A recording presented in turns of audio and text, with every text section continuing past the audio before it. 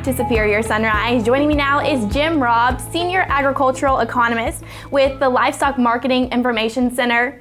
Jim, right now, don't you just wish you had a crystal ball you could look into?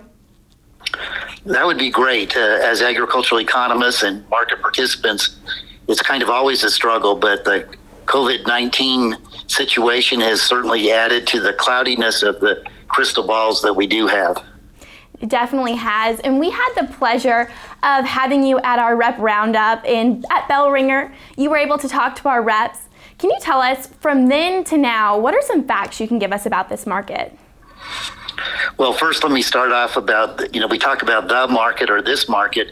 And as you all well recognize, this is a whole series of auction markets all the way through the supply chain to end consumers and restaurateurs and overseas buyers. So it's much more complicated than a market. It's a whole bunch of linked together markets, and that's part of the difficulty because we have a lot of moving parts here that sometimes get sort of disconnected. Right. But the facts are, we kind of know the initial conditions that we entered this situation with, and some of those are actually fairly positive. We were in a very good economic environment in the United States. We had low unemployment, we had increasing wages, et cetera. Things were going rather well. So this is a little bit different than some of the, like 9/11, after 9/11 and after BSE, we had a different set of circumstances. So the overall marketplace was probably in a little bit better shape. Certainly one of the facts is volatility. In these kinds of markets, there will be lots of ups and downs, and we understand that from the past, and that's a fact of the current environment. Beyond the overall economy, we do know that the cattle numbers in the U.S. were shrinking, kind of going down cyclically. We also know that pork and chicken production were ramping up.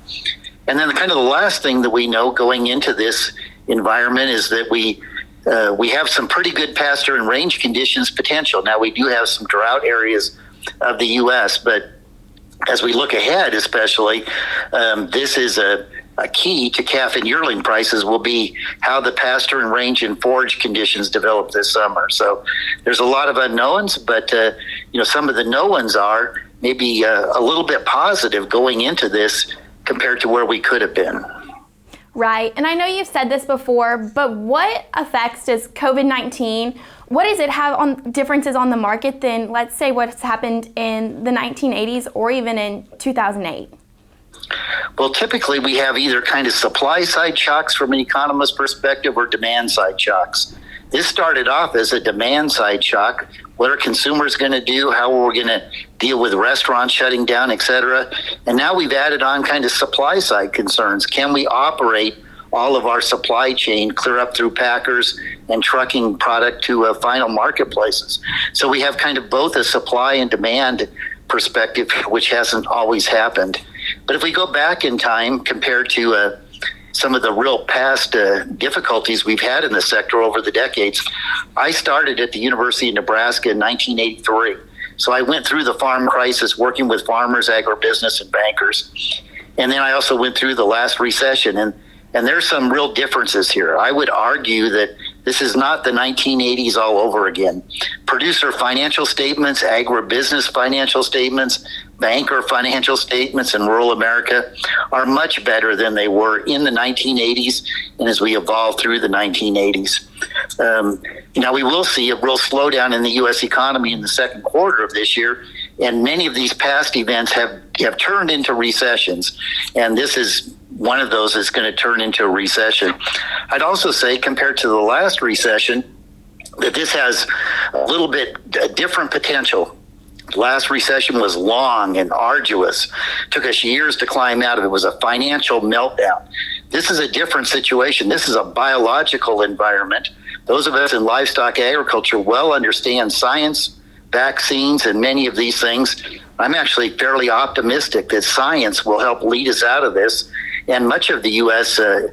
Economy and consumers don't have that understanding of how important science, vaccines, and these developments will be over coming months. So there's some real differences, but I don't think, again, to stress a key point, that this is necessarily quite the 1980s all over again for producers and for agribusiness, nor the depth or certainly the length of the past recession that we went through beginning in 2007.